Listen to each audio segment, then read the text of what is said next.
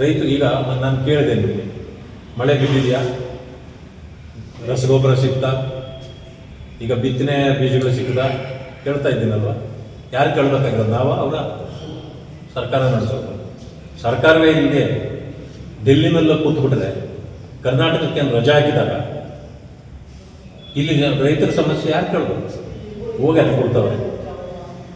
ಮಾವಿನಕಾಯಿ ಬೀದಿಗೆ ಚೆಲ್ತಾವ್ರಿಲ್ಲಲ್ಲ, 2 ರೂಪಾಯಿ 3 ರೂಪಾಯಿ ಕೆಜಿ ಆಗ. ಬೆಂಗಳೂರಲ್ಲಿ ಮಾತ್ರ 60-70 ರೂಪಾಯಿಗಿಂತ ಕಡಿಮೆ ಯಾವುದು ಸಿಗ್ತಾ ಇಲ್ಲ. ಇಲ್ಲಿಂದ ಅಲ್ಲಿಗೆ ಸಾಗಿಸ್ಲಿಕ್ಕೆ 50 ರೂಪಾಯಿ ಆಗುತ್ತಾ? ಅಂದರೆ ದಳ್ಳಾಳಿಗಳಿಗೆ ಬೆಲೆ ಸಿಗ್ತದೆ, ರೈತನಿಗೆ ಬೆಲೆ ಸಿಗಲ್ಲ. ಕಳೆದ ಬಾರಿ ಕೇಂದ್ರ ಸರ್ಕಾರ ಎಲ್ಲ ರೈತರುಗಳಿಗೂ ಅನ್ಯಾಯ ಆಗಿದೆ, ಅವರು ಲಾಭರಹಿತವಾಗಿಲ್ಲ ಅಂತೇಳಿ ಅನುದಾನ ಬಿಡುಗಡೆ ಮಾಡಿಕೊಟ್ರು.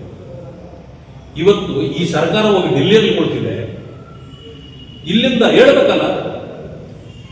ಚಿಂತಾಮಣಿ, ಶಿಡ್ಲಘಟ್ಟ, ಶ್ರೀನಿವಾಸಪುರ, ಒಟ್ಟಲ್ಲಿ ಕೋಲಾರ ಅವಿಭಾಜ್ಯ ಜಿಲ್ಲೆ.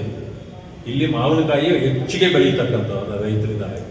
ಅವ್ರಿಗೆ ಬೇರೆ ಕಸುಬಿಲ್ಲ, ಅವ್ರಿಗೆ ಅನ್ಯಾಯ ಆಗಿದೆ, ಬೆಲೆ ಸಿಗ್ತಾ ಇಲ್ಲ. ಏನಾದರೂ ಅವ್ರಿಗೆ ಪರಿಹಾರ ಕೊಡಬೇಕು ಅನ್ನೋದನ್ನ ಸರ್ಕಾರ ತೀರ್ಮಾನ ಮಾಡಬೇಕು. ಈ ಸರ್ಕಾರ ಅಂತೂ ತೀರ್ಮಾನನೇ ಮಾಡಿಲ್ಲ, ಇದುವರೆಗೂ ತಲೆ ಕೆಡಿಸ್ಕೊಂಡಿಲ್ಲ.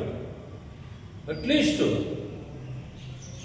ಇಷ್ಟು ರೈತರಿಗೆ ನಾವು ಕೊಡ್ತೀವಿ, ಕೇಂದ್ರದಿಂದ ಇಷ್ಟು ಕೊಡ್ರಿ ಅಂತ ಕೇಳಬೇಕಲ್ಲ. ಇಲ್ಲ, ಅದಕ್ಕೆ ಈ ಪ್ರಾಂತ್ಯಕ್ಕೆ ಬಂದೆ.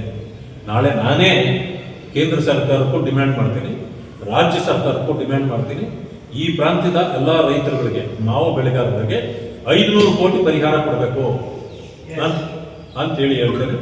ಜೊತೆಗೆ ಕೇಂದ್ರ ಸರ್ಕಾರವೂ ಇದರಲ್ಲಿ ಪಾಲ್ದಾರರಾಗಬೇಕು, ರಾಜ್ಯ ಸರ್ಕಾರವೂ ಕೂಡ ಮೊದಲು ಕೊಟ್ಟು ಆಮೇಲೆ ರಾಜ್ಯ ಸರ್ಕಾರದಲ್ಲಿ ಕ್ಲೇಮ್ ಮಾಡಬೇಕು ಅಷ್ಟು ಹೇಳಲಿಕ್ಕೆ ಬಯಸ್ತೇನೆ.